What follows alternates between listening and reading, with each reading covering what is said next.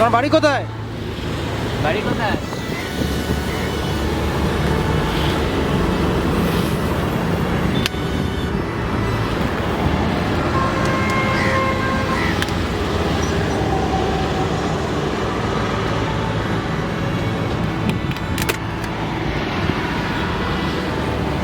জল দেবো? জল আছে? পাইপেই থাকো? বাড়ি কোথায় তোমার?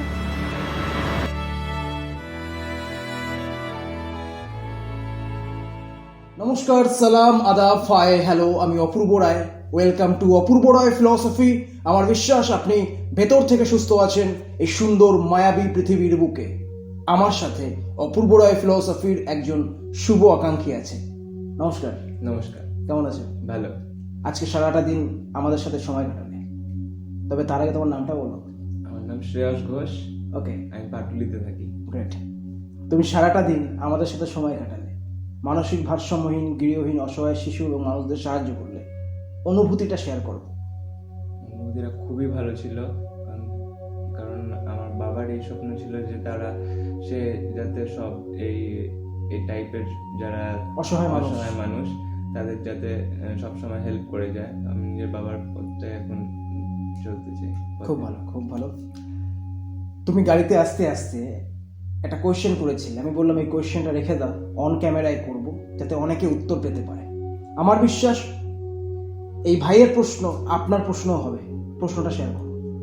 প্রশ্নটা হচ্ছে, অ্যাকচুয়ালি আজকাল আমরা যখন বাইরে কোথাও যাই বা ঘুরতে গেলাম, তো সেখানে আমাদের এই ফোন ইউজ করা বা আজকাল ইয়াং জেনারেশন যেই সব জিনিসের মধ্যে ব্যস্ত আছে, সেই সব জিনিস নিয়ে যারা সিনিয়র সিটিজেন তারা আমাদের একটু এই ইয়াং জেনারেশনটাকে একটু ছোট দেখানোর চেষ্টা করে, ডমিনেট করে। তো এই নিয়ে আমাদের কি করা উচিত? তুমি কি প্রতিবাদ করো তখন? না, কিছুই করি না, কারণ যেহেতু আমি একটা ভালো ঘর থেকে আসি, সেই জন্য আমি প্রতিবাদ করার মতো ইচ্ছা নেই, কিন্তু ডিপ্রেশনটা থেকে যায় একটা জায়গায় থেকে যায় ওটা। যে সকল অপূর্ব রয় ফিলসফির বন্ধুরা, ভাইয়েরা, ছোট ছোট বোনেরা এবং বয়োজ্যেষ্ঠ ব্যক্তিরা দেখছেন এবং সমবয়সীরা দেখছেন, সবাইকে নমস্কার আরো একবার। প্রশ্নটাকে বোঝার চেষ্টা করুন, বুঝতে পারলে কানেক্ট করতে পারবেন। হয়তো অনেকে অলরেডি কানেক্ট করে নিয়েছেন। অনেক বয়োজ্যেষ্ঠ ব্যক্তি আছে যারা ইয়াং জেনারেশনের সদস্যদের এই মোবাইল ইউজ করা, এই প্রেম করা, এই বন্ধুত্ব, এই আড্ডা, এই কোথাও ঘোরাঘুরি, এই খোলামেলা মেলামেশা এগুলো পছন্দ করে না। এবং পছন্দ করে না বলেই ওই ইয়াং জেনারেশনের সদস্যদের উদ্দেশ্যে বয়োজ্যেষ্ঠ ব্যক্তিরা খারাপ কমেন্ট করে, নেগেটিভ উক্তিযুক্তি করে এবং ডমিনেট করার চেষ্টা করে। আর সেই সময় অনেক ইয়াং জেনারেশনের সদস্য আছে যারা তর্কে চলে যায়। অনেকে আছে এই জয় ভাইয়ের মতো তর্কে যায় না। তারা কি করে, এই প্রবলেমটাকে নিজের ভাবনা চিন্তায় সেভ করে রেখে ডিপ্রেশন জোনে চলে যায়। যদি কোনো একজন ইয়াং জেনারেশনের সদস্য এই লজিকটা বুঝতে পারতো বা এই লজিকগুলোকে বুঝতে পারতো যে কেন ওই বয়োজ্যেষ্ঠ ব্যক্তি অপমান করছে, কেন ওই বয়োজ্যেষ্ঠ ব্যক্তি ইয়াং জেনারেশনের অ্যাক্টিভিটিস পছন্দ করছে না বলে উক্তি কটুক্তি এবং ডমিনেট করছে।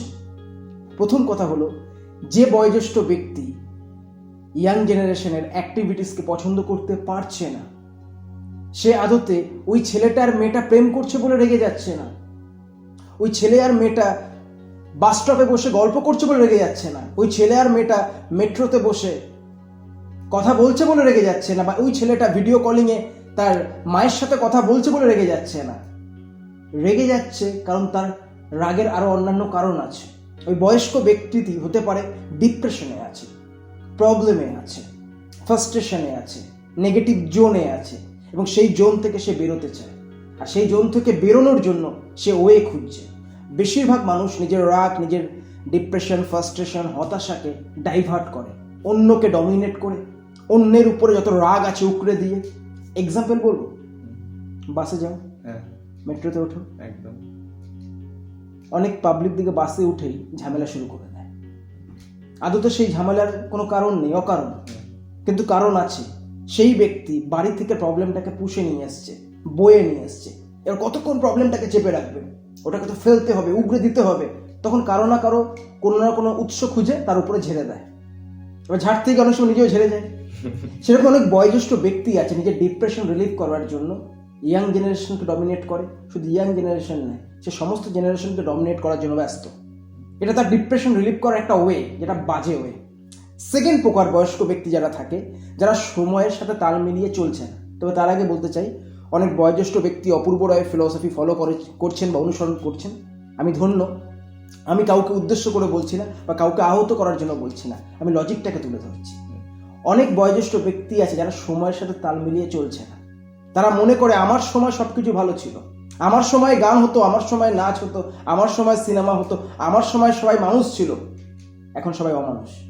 এই বয়োজ্যেষ্ঠ ব্যক্তি যারা সময়ের সাথে তাল মিলিয়ে চলছে না, এগোচ্ছে না, তারা এই সময়ের ইয়াং জেনারেশনের আপডেট দেখে, এই সময়ের ইয়াং জেনারেশনের অনেক আগে, তারা সময়ের আগে সবকিছু পেয়ে যাচ্ছে, এই অ্যাক্টিভিটিস দেখে তারা জ্বলছে, তারা ফুসছে। তখনই তারা গিয়ে অপমান করছে, ডমিনেট করছে, নেগেটিভ উক্তিযুক্তি শেয়ার করছে, প্রয়োজনে গায়ে হাতও তুলে দিচ্ছে। তৃতীয় প্রকার, এই প্রকার হলো মানসিক ভারসাম্যহীন নয়, তবে বয়সের সাথে সাথে যেরকম আমাদের চামড়া কুঁচকে যায়, সেরকম ভাবনা চিন্তাও কুঁচকে যায়। এটাকে বলা হয় বয়সজনিত রোগ, মানসিক রোগ। বয়সের সাথে সাথে সে তার সমস্ত ক্ষমতা হারিয়ে ফেলে এবং সে মেনে নিতে পারে না যে আমার বয়স হয়েছে। এইখান থেকে অনেকের মানসিক অবসাদ বা মানসিক অবনতি হয়। তখন তারা ইয়াং জেনারেশন বা অন্য কোনো জেনারেশনকে নেগেটিভ উক্তিযুক্তির মাধ্যমে, খারাপ কথার মাধ্যমে, খারাপ মন্তব্যের মাধ্যমে অপমান করে, ডমিনেট করে নিজেকে সেরা করার চেষ্টা করে। আদতে তারা সময়ের হাত ধরে হয়ে যাওয়া মানসিক ভারসাম্যহীন, তবে সভ্য সমাজে তারা বাস করে।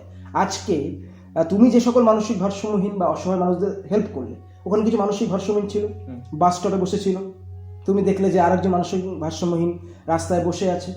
এরা হচ্ছে মানসিক ভারসাম্যহীন, সময়ের হাত ধরে নয়, মানে বয়সের জন্য নয়, এরা কিন্তু বয়সের আগেই মানসিক ভারসাম্যহীন।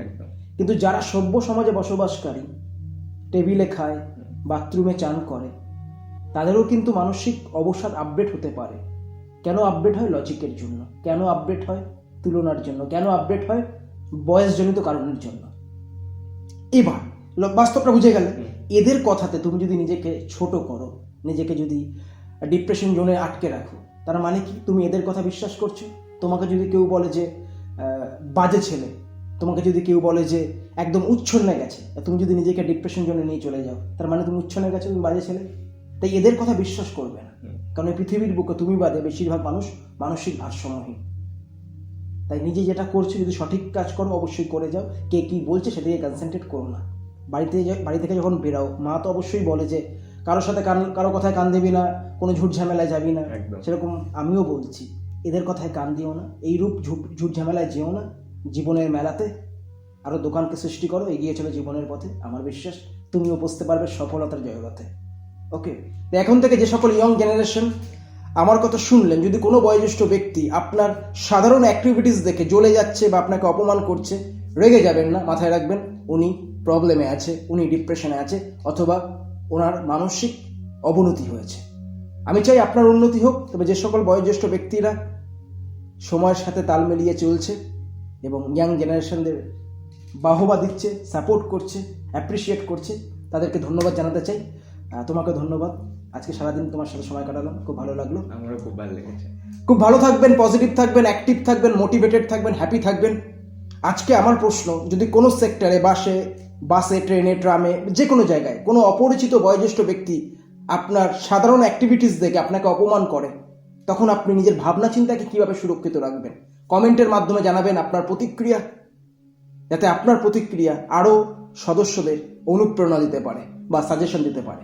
খুব ভালো থাকবেন, নিজের ভাবনা চিন্তার খেয়াল রাখবেন। ধন্যবাদ আপনার মূল্যবান সময়ের জন্য।